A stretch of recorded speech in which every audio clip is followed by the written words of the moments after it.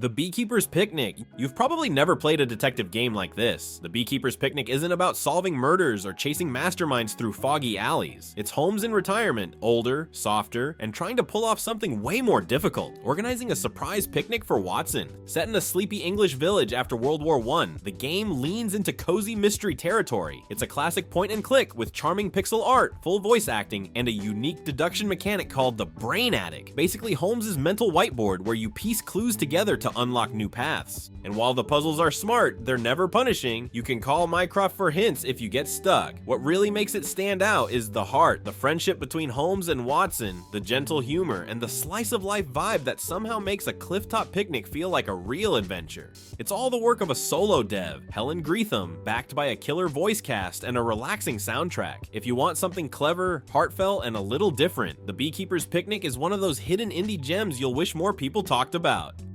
Extra Coin drops you into a flashy, futuristic metaverse called The Arcade, a place where the real world's gone to hell, and people escape by literally plugging in. You play as Mika, an 18-year-old girl searching for the parents who ditched her to live full-time in this digital dreamland. On the surface, it's bright, colorful, and loaded with retro vibes. The daily loop structure lets you pick how you spend your time, dueling in virtual sports matches, hanging out at movie nights, exploring neon streets, or just trying to figure out why everything feels a little too perfect. Gameplay blends sports mechanics with RPG-style character builds, over 50 ultimates, 60 passives, and customization that goes way deeper than it needs to. But that's the charm. Everything in this game feels thought out, from the collectible memory shards that flesh out Mika's story to the 700+ social posts that shape your digital identity. It's a sharp commentary on the modern internet age, disguised as a fun side-scroller with tennis battles and pop culture posters. For less than $7, Extra Coin gives you way more than you expect and hits harder than most AAA narratives ever try to.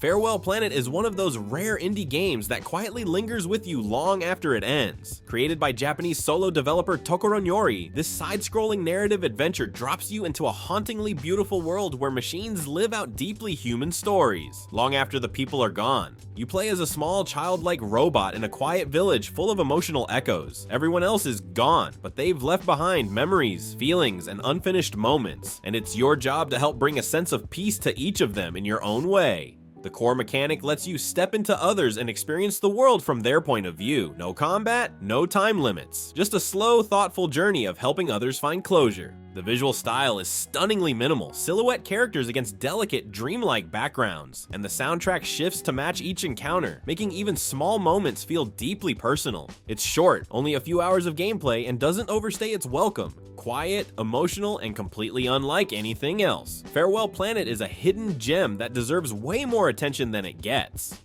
Biomass is what happens when a Souls-like, a Metroidvania, and a gritty sci-fi fever dream all crash into each other. And it somehow works. This gem drops you into a flooded, broken world where humanity clings to survival in 3 massive towers, all while something strange pulses from an eternal lighthouse on the horizon. And from the start, nothing is explained, and that's the point. The game leans hard into environmental storytelling, letting you piece together what happened through fragments of dialogue, ruined landscapes, and cryptic NPCs. It's that kind of world, dark, layered, and full of mystery if you're willing to look. The combat is surprisingly flexible. You can dual-wield beam sabers, parry incoming attacks, or go full gunslinger. And the healing system flips the usual formula. You don't chug potions here. You earn your health back through aggression, forcing you to stay in the fight. Boss fights shift based on your choices. Entire areas, characters, and outcomes change depending on how you interact with the game's factions. And it's all wrapped in gritty, beautiful pixel art that somehow captures the feel of an apocalypse running on fumes. It's experimental, sometimes rough around the edges, but Biomass absolutely deserved a mention in this video. If you're into dark worlds, hard fights, and meaningful decisions, this one's worth your time.